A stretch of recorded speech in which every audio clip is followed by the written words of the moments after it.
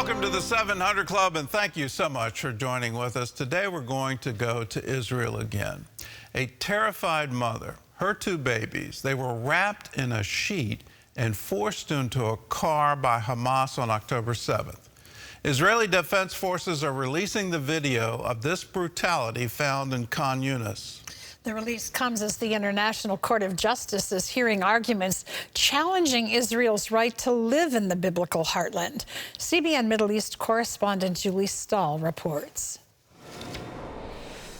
The Israel Defense Forces say they found the video in Khan Younis. The IDF says it shows Shiri Bibas and her two children, 4-year-old Ariel and 9-month-old Kfir, taken captive on October 7th, terrorists wrapping them in a sheet and forcing them into a car. Those who have the audacity to question our need to operate in Gaza, but don't have the decency, the basic decency and humanity, to demand that Hamas release our hostages first of all. They all should take a good look at this terrified mother, Shiri, clutching her babies. Kfir has since turned 1-year-old while in captivity. Meanwhile, in The Hague, the International Court of Justice is hearing arguments over Israel's so-called occupation of Palestinian-claimed territory. Lawyer for the Palestinians, Paul Riker, says it's all about a Palestinian state. The best and possibly the last hope for the two-state solution that is so vital to the needs of both peoples is for the court to declare illegal the main obstacle to that solution, the ongoing Israeli occupation of Palestine. Attorney Andrew Tucker represents Fiji, one of the few nations speaking out for Israel. Palestinians argue that Israel is illegitimate and that the Palestinians are the true indigenous people of Palestine, and they must have, at the very least, a state in all of the so-called occupied territories. That includes the old city of Jerusalem, the whole of the West Bank or Judea and Samaria, the Gaza Strip. He says the hearing is an illegitimate process intended to undermine the sovereignty of a UN member state.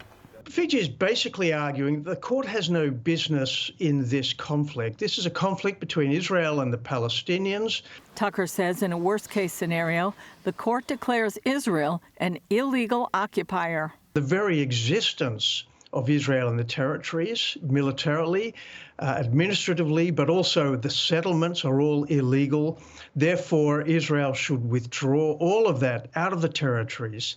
And that will be used in all kinds of political processes to boycott Israel, to isolate Israel. Meanwhile, in the UN Security Council, the U.S. vetoed a resolution for a ceasefire, but is circulating another proposal calling for a temporary ceasefire linked to the release of all hostages and humanitarian aid to Gaza. Julie Stahl, CBN News, Jerusalem.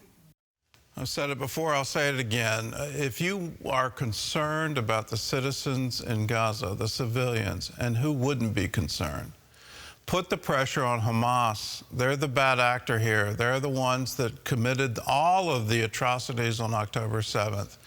Until they unconditionally surrender, until they release all the hostages, until they lay down their weapons and say, we will not do this ever again, until that happens, the civilians of Gaza are at risk. And they're at risk because of Hamas. For this international court to take up the issue of whether or not Israel is a legitimate state is absolutely incredible to me. It's well settled under international law that Israel has a right to exist. That was one of the declarations following World War I, and the reason there was a British mandate, that mandate was to create two states. It was the Palestinians who refused that. Israel took up the offer, and in 1948, the UN recognized Israel. What did the Arabs do? What did the Palestinians do? They declared war.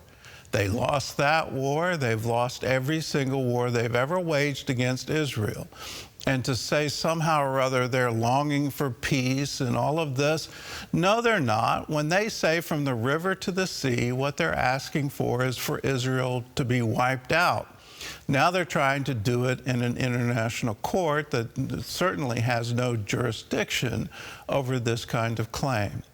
If you want more information about the history of the modern state of Israel, we have it for you. It's called Whose Land Is It? And it goes through the claims of the Palestinians and the claims of the Jews. The Jews have the historic claim, and Jews have been in Israel for 4,000 years. And to say anything different is not accurate. It's not part of history or archaeology. If you want that, it's for a gift of any dollar amount. Call us 1-800-700-7000 or go to cbn.com/whoseland.